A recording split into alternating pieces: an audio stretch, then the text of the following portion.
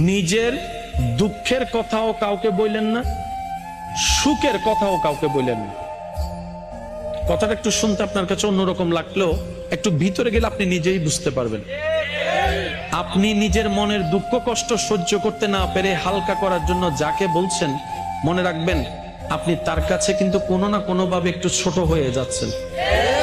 এমনও হতে পারে আপনার দুঃখের সে কথাগুলা আপনার সামনে অভিনয় করে যে আপনাকে বুঝ দিয়েছে, সে পিছনে আপনার সেই দুঃখের কথা নিয়ে হাসি ঠাট্টা করতেও দ্বিধাবোধ করে না, এমন অনেক মানুষ আছে।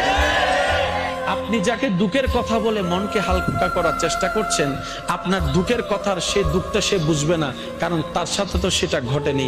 সেজন্য আপনাকে 3 মাস 4 মাস 3 বছর পরও হয়তো আঙ্গুল তুলে দেখাই দিতে পারে, সে কথাটার কথা দিয়ে খোঁটা দিতে পারে। কথা বলেন ঠিক না? দুঃখের কথাও মানুষকে বলে শান্তি নেই। এবার আপনি বলবেন ভাইয়া সুখের